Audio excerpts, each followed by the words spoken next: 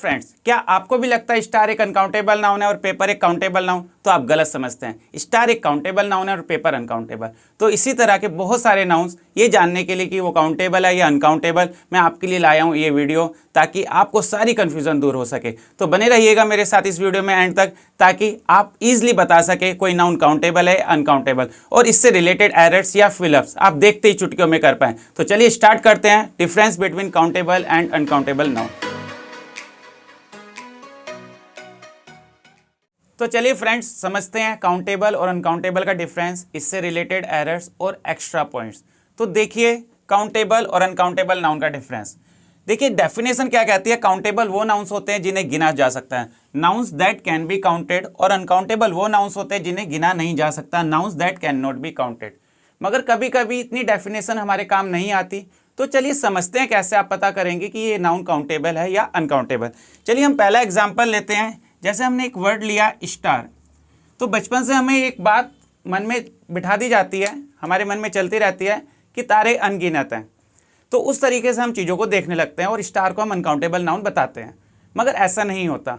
Countable और uncountable noun हम कैसे पता करेंगे?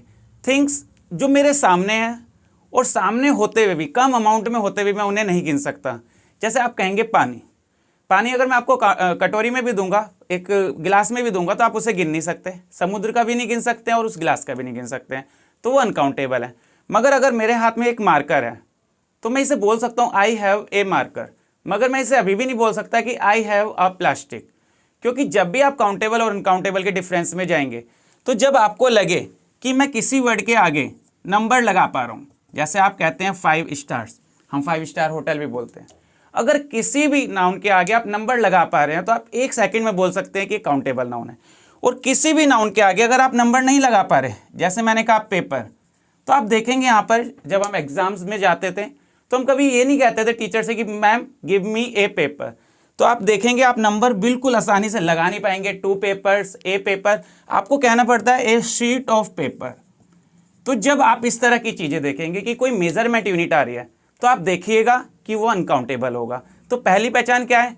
अगर नंबर लग रहा है तो काउंटेबल, नंबर नहीं लग रहा तो अनकाउंटेबल। चलिए देखते हैं एक और वर्ड, मनी। जैसे ही आप मनी को देखोगे तो आपको लगेगा ये काउंटेबल नाउन है, क्योंकि हम मनी वर्ड देखते करेंसी पर आ जाते हैं, रुपीज, डॉलर, पाउंड, उसमें हमें नहीं जाना। आपको सिर्फ यहाँ पर वही एग्जाम्पल यहाँ पर यूज करना है। क्या मैं ऐसे बोल सकता हूँ कि आई हैव 100 मनी? तो आप कहोगे नहीं बोल सकते हैं। तो आपको मनी वर्ड तक रहना है। लकड़ी बोला है तो लकड़ी पर रहना है, उस टेबल पर नहीं पहुंचेंगे आप। तो लकड़ी अनकाउंटेबल होगा मगर टेबल तो काउंटेबल होगा। तो वैसे ही उस मनी वर्ड पर आप बने रहिएगा।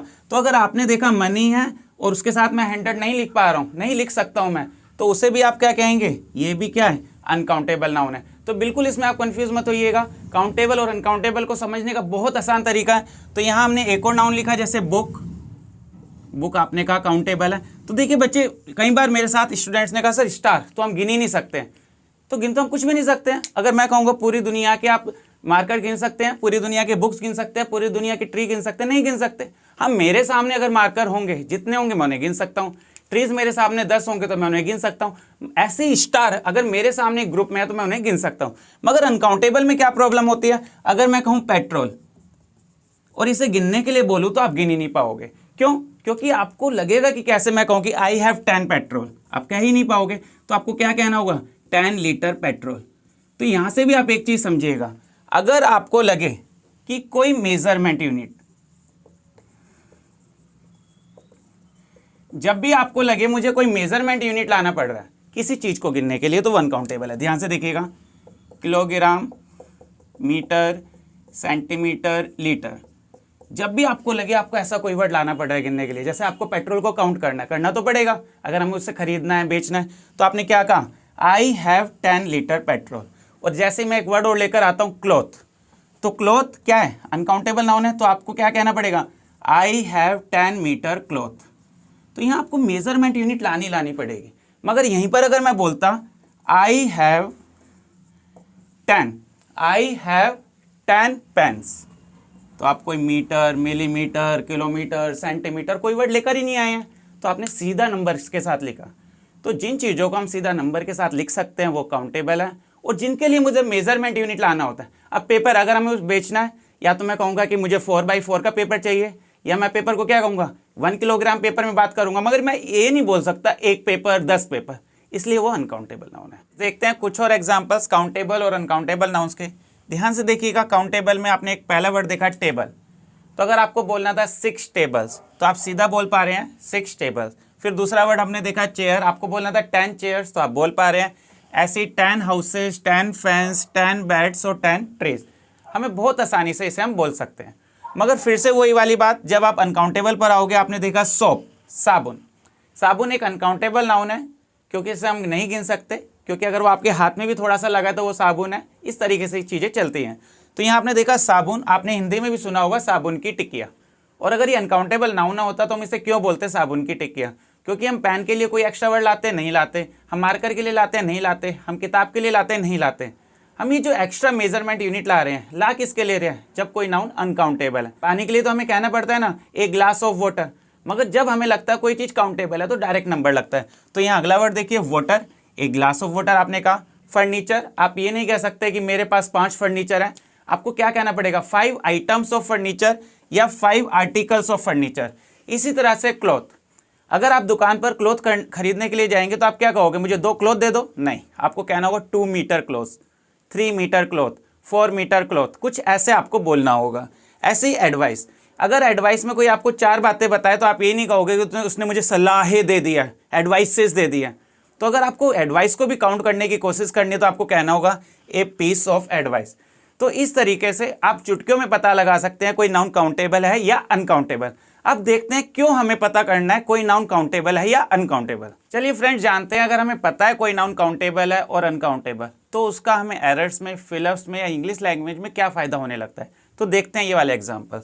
देखिए ए, एन और द जो हमारे आर्टिकल्स होते हैं वो सिंगुलर काउंटेबल नाउन में हम लगाते हैं। दा तो प्लूरल में भी लग सकता है, मगर अगर हम ए और एन की बात करें तो वो सिंगुलर काउंटेबल नाउन में लगता है, क्योंकि ए और एन का दोनों का मतलब एक के लिए लगेगा। तो आपने कहा a tiger, a pen, a book and aeroplane. मगर अगर आपको लगे कोई नाउन अनकाउंटेबल है तो उसके साथ आप ए या एन दोनों ही वर्ड नहीं लगा सकते। जैसे पेपर, आपको अगर कागज़ के रूप में ये यूज़ हो रहा है, पेपर के और भी मीनिंग होंगे, अगली वीडियोज़ में हम उन्हें भी देखेंगे। तो अगर ये कागज़ पेपर का मतलब है तो उसके आगे आप ए नहीं लगा सकते। और अगर मनी, मनी जैसे कि आज हमने जाना ये एक अनकाउंटेबल नाउन है, तो आप ये नहीं कह सकते आई हैव अ मनी।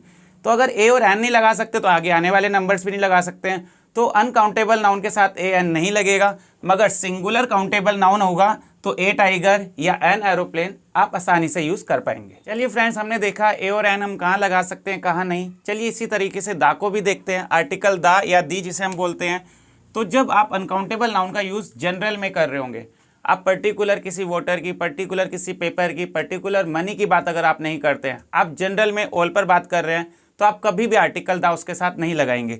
देखिएगा कैसे, जब आपने कहा पेपर शुड बी रिसाइकल्ड, तो यहाँ आप किसी पर्टिकुलर पेपर की बात नहीं कर रहे हैं, आप ऑल पेपर की बात कर रहे हैं। तो जब भी आपको लगे मैं अनकाउंटेबल नाउन को ऑल में बात कर रहा हूँ, तो आप कभी उसमें दा मत लगाइएगा।